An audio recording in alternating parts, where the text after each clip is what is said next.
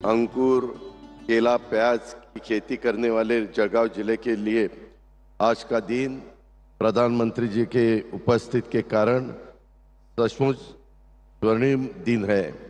लगातार तीसरी बार प्रधानमंत्री पद पर विराजमान हुए प्रधानमंत्री नरेंद्र मोदी जी का मैं महाराष्ट्र की 13 करोड़ जनता की ओर से अभिनंदन करता हूं। महाराष्ट्र की ऐतिहासिक पवित्र भूमि में प्रधानमंत्री जी का मैं हार्दिक स्वागत भी करता हूं। उनको बहुत बहुत धन्यवाद देता हूं। आज ज्या प्रचंड संख्येने स्टेजवरचे सगळे मान्यवर वेळ कमी असल्यामुळे सगळ्यांची नावं घेत नाही, परंतु राज्याचे मुख्यमंत्री, उपमुख्यमंत्री, गव्हर्नर साहेब, केंद्रीय कृषी मंत्री, सर्व मंत्रीगण, माझ्या विशेषतः जळगाव जिल्ह्याच्या कानाकोपऱ्यातून आलेले माझ्या सगळ्या महिला भगिनी, उमेदच्या सगळ्या माझ्या बांधव भगिनी, माय माऊली आणि पत्रकार मित्रांनो, मी खरं तर आजपर्यंतच्या माझ्या राजकीय जीवनामध्ये एवढ्या प्रचंड संख्येने महिलांनी देशाच्या पंतप्रधानांचं स्वागत केलेलं महाराष्ट्रात पहिल्यांदाच बघतो। ज्या प्रचंड संख्येने माझ्या माय माऊली आज इथं आल्या आहेत, लाखोच्या संख्येने आलेल्या आहेत।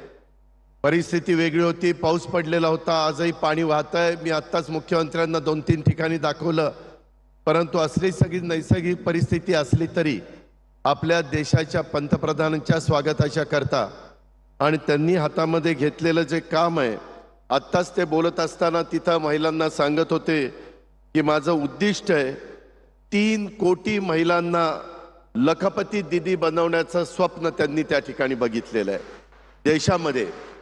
त्याच्यातल्या कमीत कमी आपण एकनाथराव शिंदे, देवेंद्रजी, आपण सगळ्यांनी मिळून आपल्या महाराष्ट्रामध्ये देखील 50 लाख महिलांना लखपती दीदी बनवायचा संकल्प त्या ठिकाणी करूया।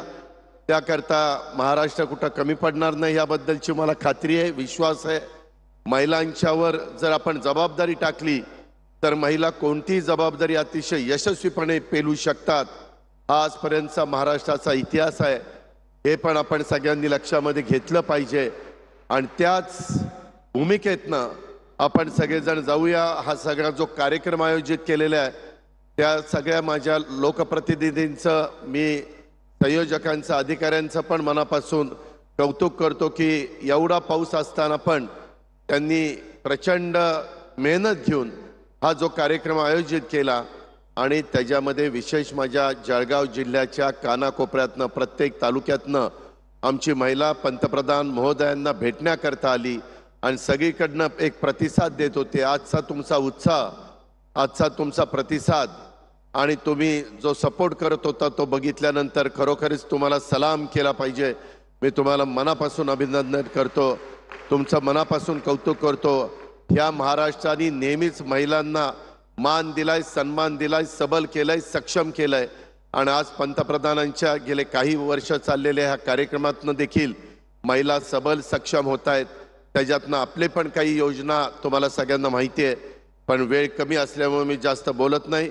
पुन्हा एकदा या कार्यक्रमाच्या निमित्तानं ज्या ज्या लखपती महिला झालेल्या आहेत, ज्या दीदी झालेल्या आहेत, त्यांचं कौतुक करतो, परंतु त्यांनी त्यांच्यापुरता आता लखपती राहायचं नाही। ती इतर पण महिलांना लखपती करण्याच्या करता तुम्ही त्या ठिकाणी प्रयत्न करा।